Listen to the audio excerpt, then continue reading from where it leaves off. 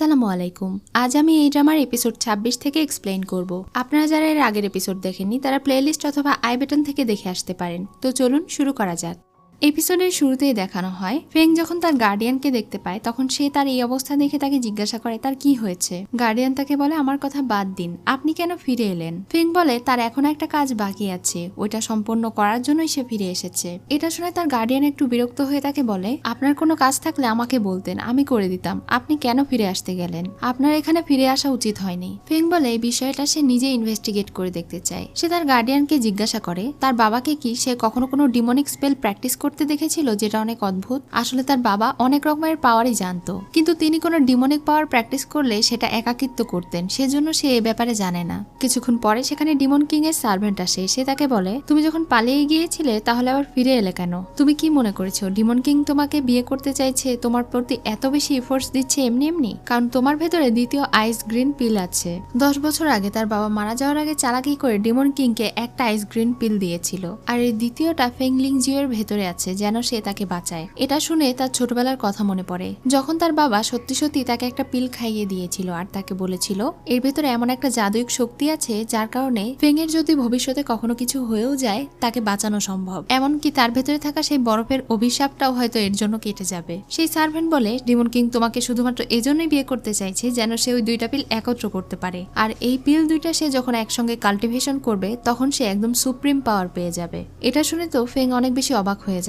এদিকে sect master অনেকটা সুস্থ হয়ে গিয়েছিল। তিনি এখন মোজিয়ার ব্যাপারে জিজ্ঞাসা করে জানতে পারেন মোজিয়াও আবারও অসুস্থ হয়ে পড়েছে। তখন তো তিনি এটা নিয়ে অনেক বেশি চিন্তিত হয়ে যান। সেদিন রাতে যখন জিসু মোজিয়াওকে ঔষধ দিতে তার ঘরে যায় তখন সে ওখানে ছিল না। ইউয়ান এটা দেখে বুঝতে পারে যে সে এক জায়গায় একদম স্থির থাকতেই পারে না, নিশ্চয়ই সে আবারও অন্য কোনো কাজে গিয়েছে, আর সে কোথায় যেতে পারে তা সে জানে। এটা বলেই তারা ওখানে যেতে থাকে। এদিকে মোজিয়াও একটা মাঠের মধ্যে বসে ধ্যান করছিল। সে ফেংয়ের সঙ্গে কাটানো এই 3 দিনের কথা মনে করে, যখন তারা দুজন সবকিছু থেকে দূরে একদম টেনশন ফ্রি ছিল, একে অন্যকে মন খুলে ভালোবেসেছিল এবং সময় দিয়েছিল। এসব কিছু ভেবে তার মন খারাপ হয়ে যায় আর মনে মনে বলতে থাকে তাদের দুজনের কাছে হয়তো একসঙ্গে বাঁচার মাত্র এই 3টা দিনই ছিল।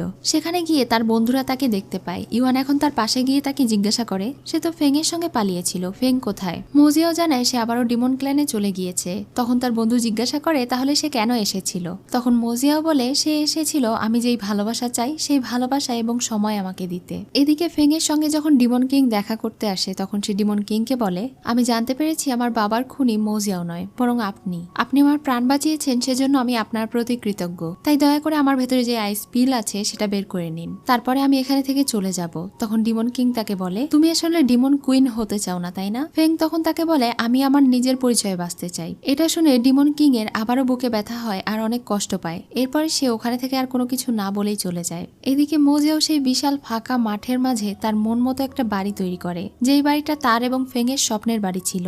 সেই দিন রাতে ডিমন কিং আবারও ফেং এর সঙ্গে দেখা করতে আসে। সে তাকে জিজ্ঞাসা করে ফেং এখানে থেকে চলে গিয়ে কি করবে। ফেং বলে তার তিয়ানজিন সেক্ট অনেক বছর থেকে লিডার ছাড়া আছে, তার বাবা চলে যাওয়ার পরে সেই শহর শাসন করার আর কেউ নেই, সে ওখানে গিয়ে ওখানকার শাসক হবে। এটা শুনে ডিমন কিং বলে ঠিক আছে, খুবই ভালো, আমি তোমাকে এখানে থেকে যেতে দেব, কিন্তু একটা শর্তে।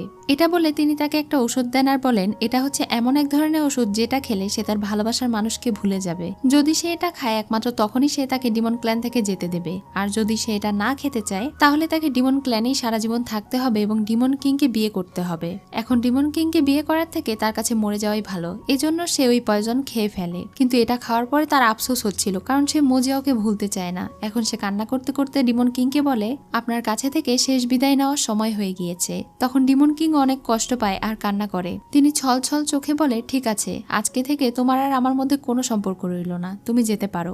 এরপরে ফেং তার প্রাসাদে চলে যায় এবং সেখানে গিয়ে ভাবতে থাকে তার জীবনে তো মোজিয়াওয়ের স্মৃতি ছাড়া আর কিছুই নেই, এটাও যদি চলে যায় তাহলে সে বেঁচে থেকে কি করবে। এজন্য সে নিজের জাদুর মাধ্যমে তার ভেতরে থাকা সেই পয়জনটা বের করার জন্য চেষ্টা করে, আর এটা করতে গিয়ে সে অনেক বেশি আহত হয়ে যায়।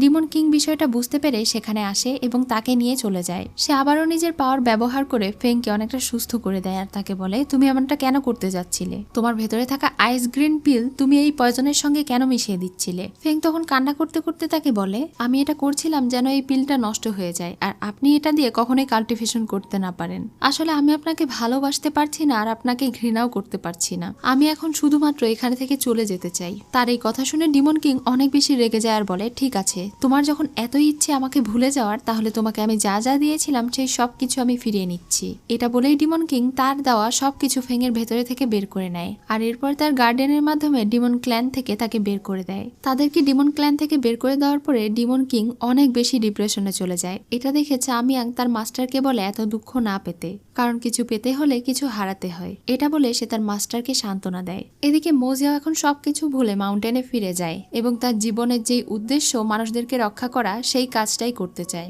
সব মাস্টাররা মিলে এটা আলোচনা করছিল ডিমন কিং কিভাবে সবকিছু অর্জন করে ফেলছে। যেভাবেই হোক ওই ডিমন কিং এর হাত থেকে পৃথিবীকে রক্ষা করতে হবে, আর অবশ্যই এইসব রক্ষার দায়িত্ব মাস্টার্সরা এবং মোজিয়াও নেবে। আর খুব দ্রুতই তারা মোজিয়াওকে এই সুশান ক্ল্যানের গ্র্যান্ড মাস্টার বানাবে। এইসব আলোচনা শেষে সেক্ট মাস্টার এখন মোজিয়াওকে ডেকে পাঠায় আর তাকে বোঝায় এতদিন সে যা করেছে ওই ফেংয়ের পিছনে অনেক দৌড়েছে, কিন্তু এখন তাকে নিজের জীবনের লক্ষ্য পূরণ করতে হবে। তাকে এই পুরো ক্ল্যানের দায়িত্ব নিতে হবে। এত বড় দায়িত্ব পালন করার জন্য তার কোনো ফিলিংস থাকা চলবে না ওই মেয়ের প্রতি। আর এতদিন সে যতই ভুল করেছে মাস্টার তাকে মাফ করে দিয়েছে, কিন্তু এবার থেকে তার আর কোনো ভুল করা যাবে না। মোজিয়াও এখন সেক্ট মাস্টারের কাছে থেকে এই সবকিছুর জন্য ক্ষমা চায়। এদিকে ফেংয়ের জ্ঞান ফিরে আসে। এখন সে তার নিজের ক্ল্যানে ছিল। তার গার্ডিয়ান এখন তার পরিবারের একজন মানুষের সঙ্গে দেখা করিয়ে দেয়। এটা সম্পর্কে তার চাচা ছিল এবং এটা ছিল তার চাচাতো বোন। এখন থেকে তারাই তার খেয়াল রাখবে। অন্যদিকে ইউয়ান লিংকে ডেকে পাঠায়। সে বলে, এতদিন ধরে আমরা দুজন একসঙ্গে অনেক ঘুরে বেরিয়েছি, সময় কাটিয়েছি। এখন তোমাকে না দেখলে আর আমার ভালো লাগে না, এজন্য আমি চিন্তা করেছি এই গিফট তোমাকে দেব। লিং তাকে জিজ্ঞাসা করে এই পাখা কিসের জন্য। তখন সে বলে, এখন থেকে আমরা দুজন বেস্ট ফ্রেন্ড হলাম, জীবন এবং মরণে একসঙ্গেই থাকবো। লিং এটা শুনে পাখাটা নিতে চায় না। তখন ইউয়ান বলে, আসলে এই পাখা তাকে তার মা দিয়েছিল। এটা তার মা রেখে গিয়েছিল যে তার ওয়াইফ হবে তাকে দেওয়ার জন্য। এটা শুনে লিং এর বেশ ভালোই লাগে আর সে তাকে বলে, তাহলে তুমি এই পাখাটা রেখেই দাও, কারণ ভবিষ্যতে যদি তোমার অন্য কেউ স্ত্রী হয় তখন তো তুমি এটা দিতে পারবে না। ইউয়ান তখন জোর করে তাকে এই পাখাটা রাখতে বলে আর বলে, এখন থেকে এই পাখার দায়িত্ব তোমার। এটা বলেই সে ওখানে থেকে দৌড়ে পালাতে গিয়ে হোঁচট খেয়ে পড়ে যায়। তারপরে আবার ওখানে থেকে দৌড়ে চলে যায়। এসব কিছু দেখে লিং হাসে আর বলে, গাধা একটা। পরদিন সকালে সুশান মাউন্টেনে সব মাস্টারেরা বসে আলোচনা করছিল। তারা বলছিল ওই ডিমন ক্ল্যানকে যত দ্রুত সম্ভব আটকাতে, নয়তো তাদের এই মাউন্টেনের মানুষগুলো বিপদে পড়বে।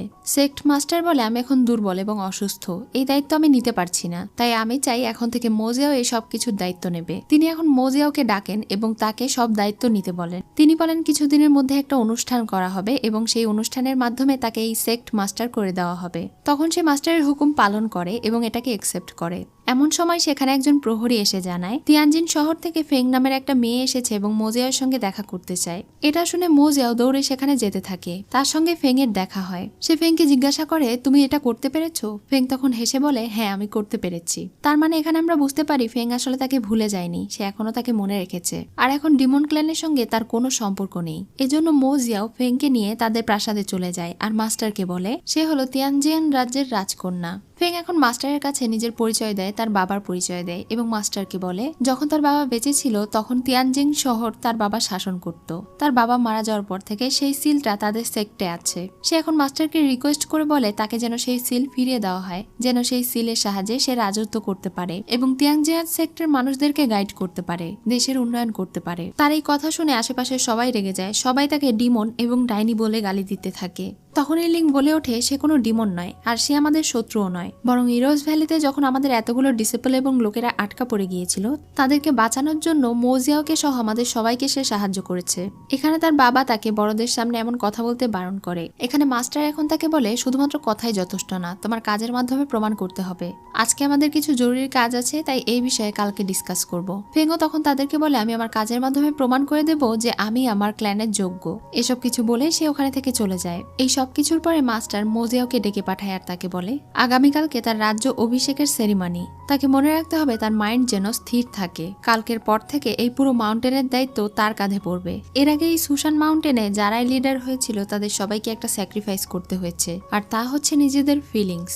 এখানকার সব মাস্টারের হাতেই এই চিহ্ন আঁকা আছে। এই চিহ্ন তার হাতে বসা মাত্রই তার বড় একটা স্যাক্রিফাইস করতে হবে। কোনো মেয়ের প্রতি তার ভালোবাসা থাকা যাবে না। যদি সে কোনো মেয়েকে ভালোবেসে থাকে আর সেই ভালোবাসা সে ভুলতে না পারে তাহলে এই চিহ্নটা তার হার্টকে অনেক বেশি দুর্বল করে দেয়, এমনকি এটা তাকে মেরেও ফেলতে পারে। কিন্তু যদি সে নিজের ফিলিংস কন্ট্রোল করতে পারে তাহলে এই চিহ্নের কারণে সে হবে অনেক বেশি শক্তিশালী, আর একমাত্র এই সেক্ট মাস্টার হলেই সে এই পাওয়ার গ্রহণ করতে পারবে এবং ডিমন কিংকে মারার মতো পাওয়ার অর্জন করতে পারবে। তাই সে আবারও যেন ভেবে দেখে যে সে কি রাজি। যদিও এটাতে রাজি হতে তার অনেক কষ্ট হচ্ছিল, কিন্তু সে রাজি হয়ে যায়। রাতে লিংজিউ থাকার জন্য যখন ওখানে একটা বাড়িতে যায় তখন দূর থেকে সে লিংজিউকে দেখছিল আর মনে মনে বলছিল, এই জীবনে হয়তো তোমাকে আমি আর ভালোবাসতে পারবো না, এখানে আমাদের একে অন্যকে ভালোবাসা ভুলে যেতে হবে, কিন্তু অন্য জন্মে যদি আমি সুযোগ পাই আমি তোমাকেই ভালোবাসবো। এটা বলেই সে মন খারাপ করে ওখানে থেকে চলে যায়। এদিকে লু নামের সেই ছেলেটাকে দেখি যার মধ্যে এখনো ডিমনিক পাওয়ার অস্তিত্ব ছিল।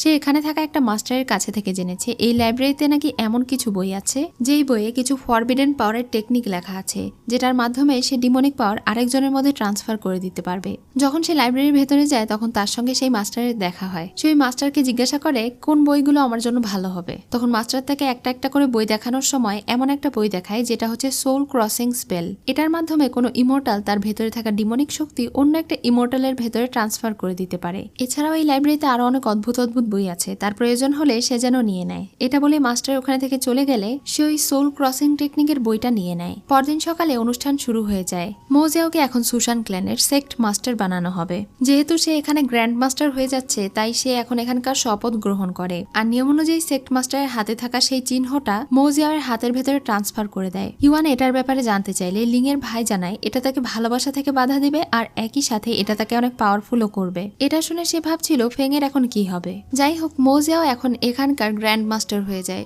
সবাই তাকে অভিবাদন জানায়। কিছুক্ষণ পরেই সেখানে ফেং আসে। ফেং এর বিরুদ্ধে অভিযোগ ছিল যে সে এখানে ডিমনিক পাওয়ার প্র্যাকটিস করছে। ফেং তখন তাকে বলে আমি শুধু সাহায্য করছিলাম, আপনাদের ইমর্টাল ক্ল্যানে অনেক ডিমনেরা আছে যারা এখানে অ্যাটাক করতে আসছে, আমি শুধু তাদেরকে মারছি। এটা শুনে এখন মাস্টার তাকে বলে ঠিক আছে, তোমাকে আমি এসব কিছু করার অনুমতি দিলাম, যদি তুমি আসলে আমাদেরকে সাহায্য করতে চাও তাহলে তুমি এটা করতে পারো। ফেং তখন এটাতে রাজি হয়ে যায়। এই জন্য পরদিন সকালে তারা সবাই মিলে আবারও নতুন একটা মিশনে বেরিয়ে পড়ে। এদিকে ডিমন কিং তার কাজ ধীরে ধীরে শুরু করে দিয়েছিল। পেংডু সিটি নামের একটা শহর থেকে তারা শুরু করে। কিছু ডিমনেরা ইমর্টালদের উপরে আক্রমণ করে দেয় আর তাদের সঙ্গে লড়াই করে তাদেরকে মারতে থাকে।